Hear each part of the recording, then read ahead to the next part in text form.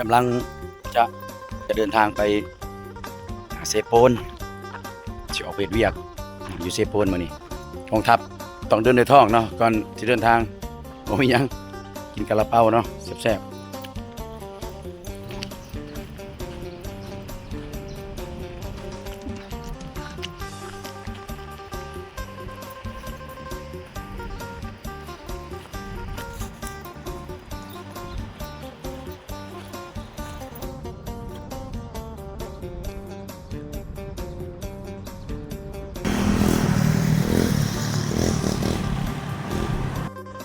ตอนนี้กำลังรอถ่ารถเนาะรถโดยสารที่จะเดินทางไปเซโปนเนาะ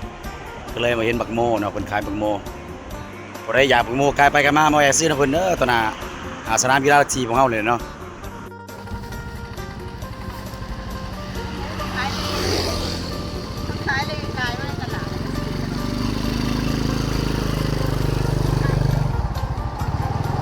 สำหรับบักโมเพิ่นเนาะมันก็มีหลายราคาเนาะมีตัวนี้แม่น 5,000 ตัวนี้เนาะตัวนี้ 10,000 30 40 50เนาะเป็น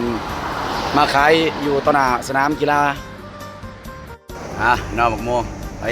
ปกันมาอย่าลืมแวะซื้อเด้อเพราะว่าอุ่นนุนพอแล้วเนาะว่ากำลังสิพากินเพิ่นว่าบ่มีมีดฉะนั้นสิเอาไปต้อนผู้สาวอยู่เซโปนพุ่นแหละเนาะ สิซื้อหลายว่าย่างมันนั้นเอาไปยากเนาะฉะนั้นเอาหมากเดียวเนาะไปต้อนผู้สาวพารถก็นานมาแท้เนาะบาดนี้มีดก็บ่มีพาบักโมบัดนี้สงสัยจะได้ทุบเอาแล้วบาดนี้ทุบเอาแล้วก็มากินถ่ารอถ่ารถมาได้บาดนี้ลิ้นรุ่นนี้ได้บาดนี้ดีแล้วนี่แหละเด้อกินกันเด้อโมแซ่บๆนี่หวานหวานครับ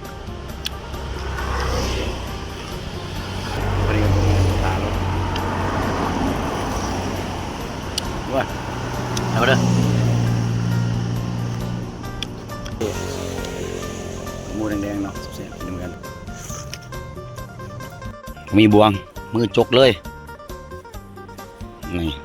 เด้อ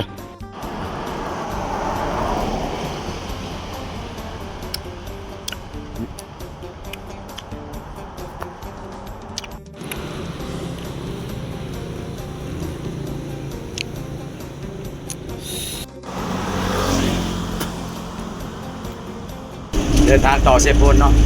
แบบเดียวก็ไปเอาดมไซเลยเนาะแบบขี่รถไฟเลยกลับทางหลังเนาะทางกำลังเดินทางไปเซโปนแล้วเนาะเจอกันที่เซโปนเนาะเพราะว่ามื้ออื่นจะเข้าห้องประชุมเลยมื้ออื่นเนาะลงรถแล้วมาต่อมาเอารถจักรไปใส่เนาะมาเฮือนอาจารย์คูณเพิ่นได้รถแล้วเดินทางต่อชื่อว่าเป็นการฝึกอบรมเนาะเมนเตอร์ไว้คำปรึกษาให้แก่เด็กหญิงจำนวน10บ้านเป้าหมายของโครงการสหประชาชาติที่เป็นมอบงบประมาณเนาะช่วยเหลือในการส่งเสริม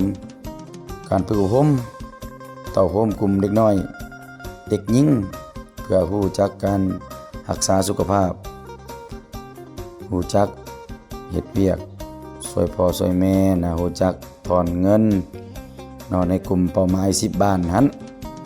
เพราะว่าเป็นกลุ่มเป้าหมาย10บ้านที่อยู่ห่างไกล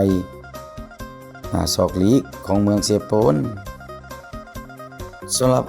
ผู้ที่มาฝึกอบรมนี้แม่นถือว่าพวกเราเอาแต่ผู้หญิงที่มีเกณฑ์อายุเนาะ18 ปีขึ้นไปเพื่อจะนำเอาความรู้ที่มาฝึกอบรมนี้ไปเผยแพร่ไปสิสอนหรือว่าไปเฮ็ดกิจกรรมเต้าโฮมกลุ่มเด็กหญิงหรือว่านางน้อยที่อยู่ในเกณฑ์อายุ54 ปีหั้นเนาะจำนวน10บ้านนี่แม่นจำนวนที่อยู่ในโครงการ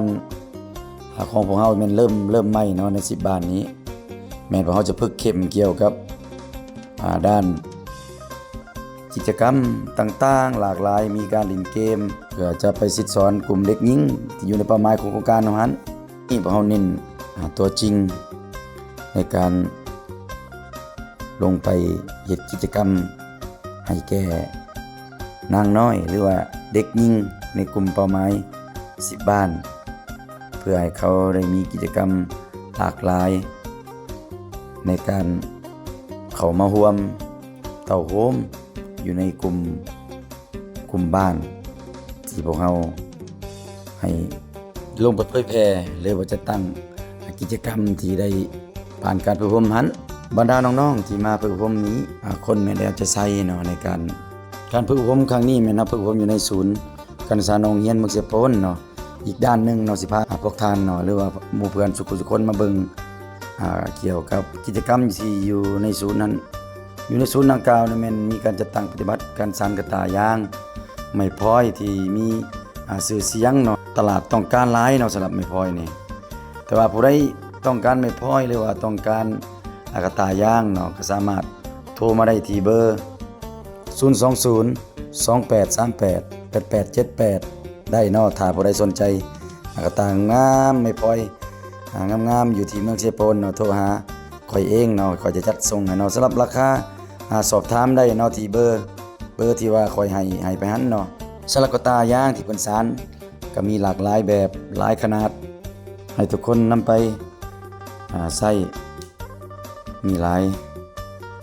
แบบมีแต่ลายงามๆเนาะสำหรับกระตายางสุดท้ายนี้ขอขอบใจ